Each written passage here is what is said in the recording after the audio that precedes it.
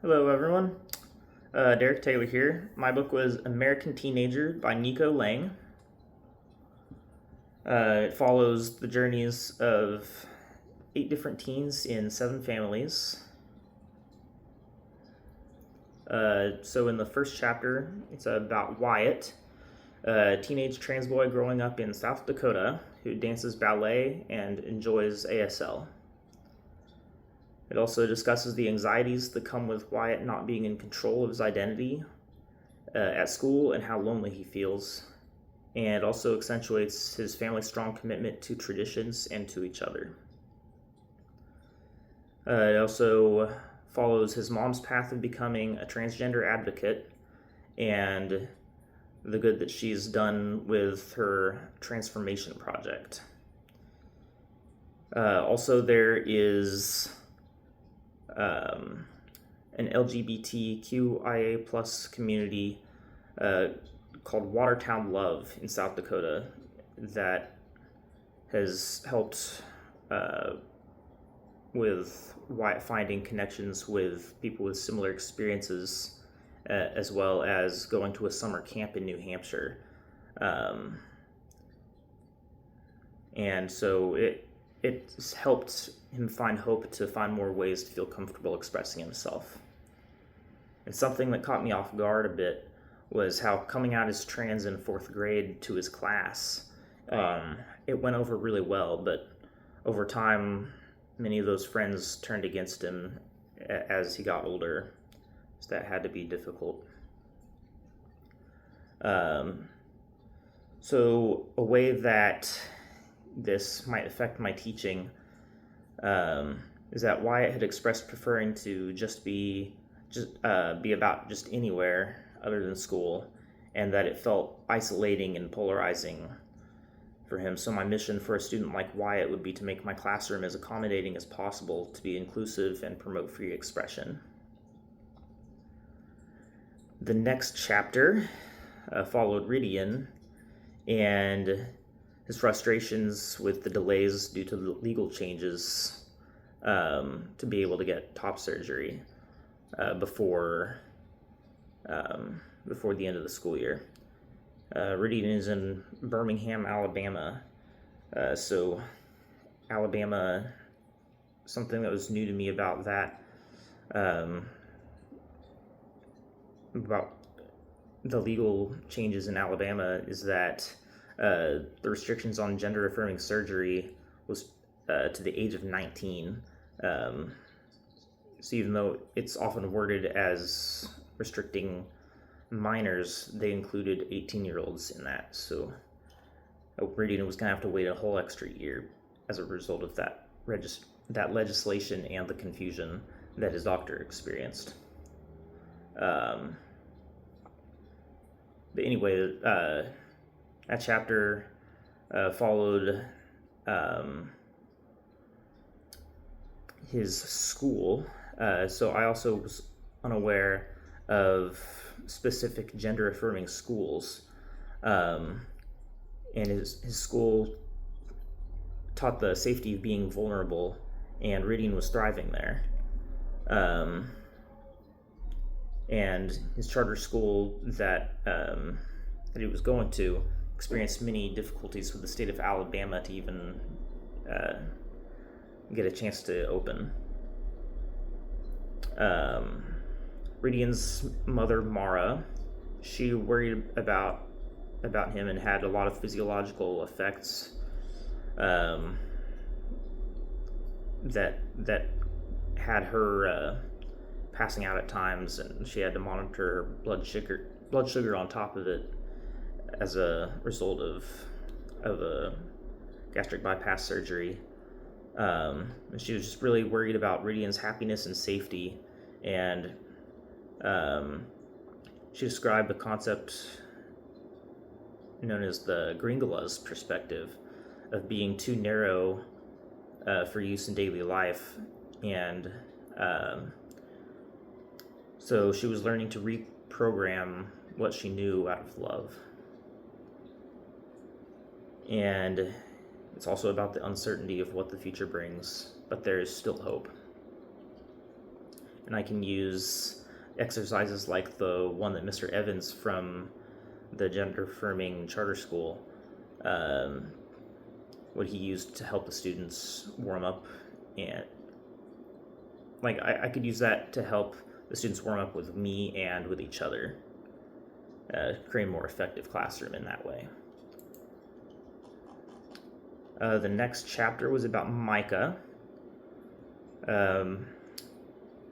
So Micah was growing up in the state of West Virginia and uses the pronouns he, she, and they, just kind of as whatever Micah was feeling that day and however Micah was choosing to present themselves. And that chapter was about how Micah and many others were hoping to speak to the state of West Virginia to protest the ban of gender-affirming therapies and are confronted with disinterested, absent, and deaf ears. And it shows a kid with lofty goals that are getting abused out of them. So when the author had first met Micah, Micah was highly expressive and highly motivated and was going to get done whatever it took to get to the top. And by the time that Micah was interviewed for this book, Micah was in a very different state of mind. Micah had a lot of concerns about stability, grapples with their existence, and feeling starved of places she doesn't have to put on a performance. And Micah's mother, Dawn, had a lot of struggles and hardships growing up. Herself realizing that she was lesbian and learning to grow into herself and trying to stay afloat, trying to raise her children with consideration after she had a brain injury. And she fears that she'll never be able to give a part of herself to anyone again. So she often slips up with Micah, and she gets really upset with herself when she dead names Micah and has trouble with her pronouns. But she's doing the best that she can. Also in West Virginia, there's a Black Pride Foundation that's run by a couple people. They've a lot of work to do, but not enough hours to get it all fit in. Micah's increased incentives to possibly stay in West Virginia, even though she wanted to go to New York.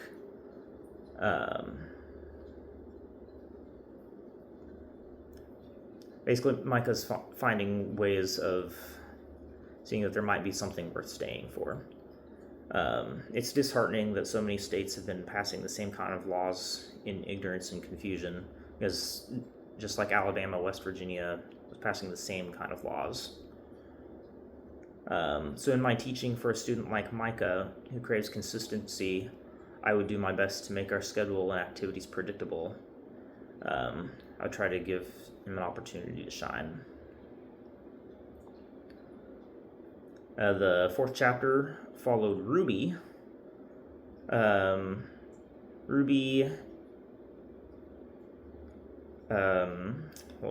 was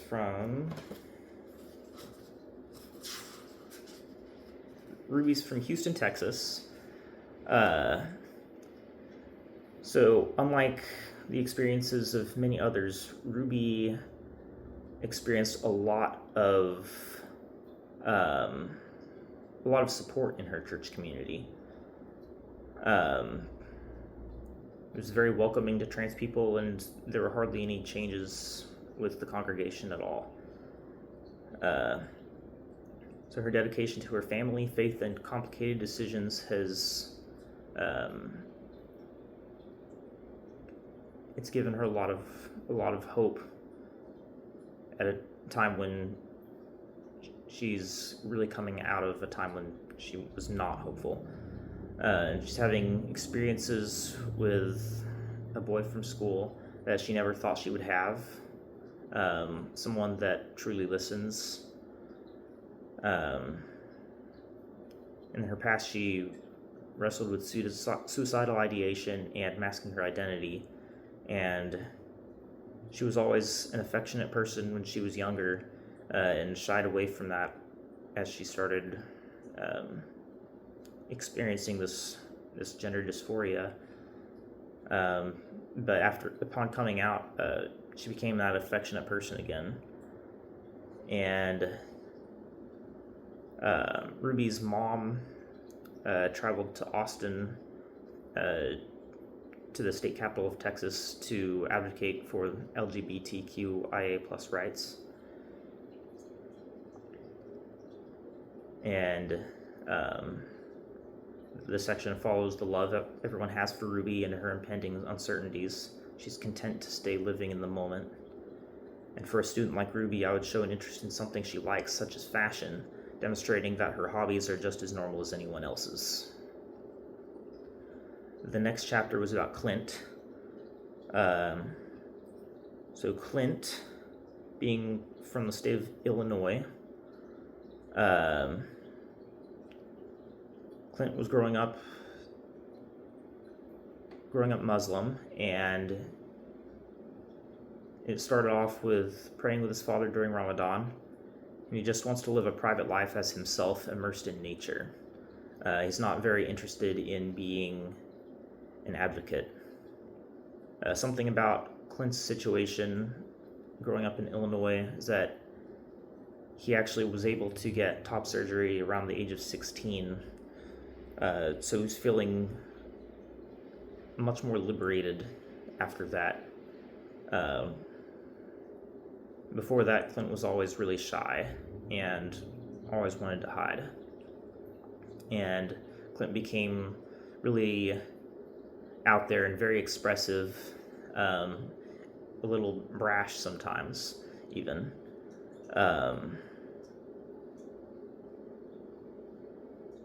So Clint's parents were divorced, and his mother, Maha, grew up with parents that were highly controlling of everything in her life, and she took every step that she could to try to treat her children differently, and the spaces that she can provide that would have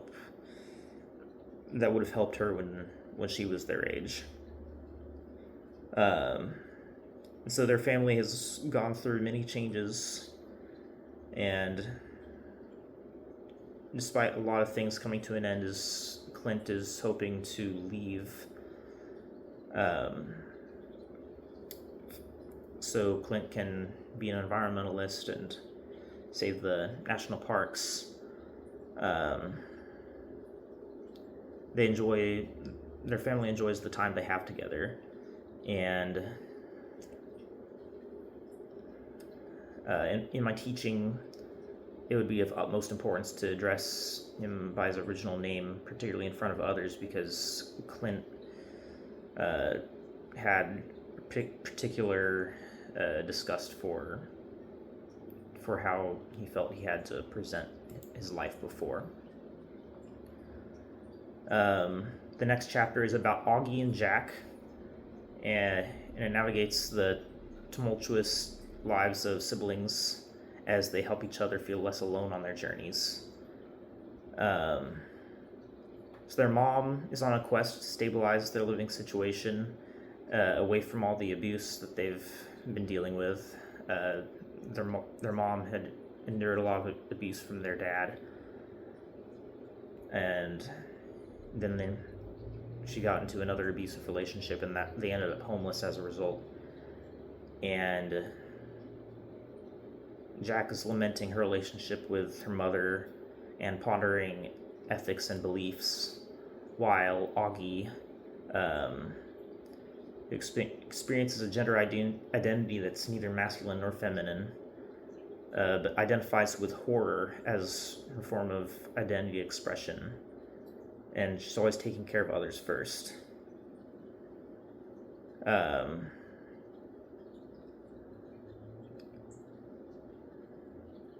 But by the end of that chapter, the children were beginning to have renewed hope, because they ended up getting help from the VA as their mom had served. They need a lot of compassion. If I'm teaching students like them, they need a lot of compassion if I want to make a difference in their lives. It'd be understandably very difficult for them to trust the adults in their lives. And the last teen that was written about was Kylie. Kylie was from the LA area, and so her experiences were very different than the rest of them because her community was just much more accepting of affirming her identity. She didn't have to worry so much about that, so she had to worry a bit more about her typical teenage worries and concerns. So she's still very tired having to be trans in a society that doesn't allow so much for it, but it was a little different. Like she just didn't want to have to be an advocate. She wanted to just be herself. She didn't want it to be her identity, similar to Clint. So in teaching a student like her, where like luckily for her, her experiences between her parents, a state that does not discriminate against people like her, and a lack of interest in bullying, like I'd need to treat her with respect and kindness, just like anybody else, and make for a good environment for her. So that's the goal. It's made me, American Teenager has made me more conscious of how much compassion I would need to have in my classroom and make it welcoming and safe and comforting, as you just never really know what anybody's going through, and trans youth have additional worries, especially depending on where they're growing up, so they could be dealing with any number of struggles. So just do the best to provide a classroom that they can feel safe in.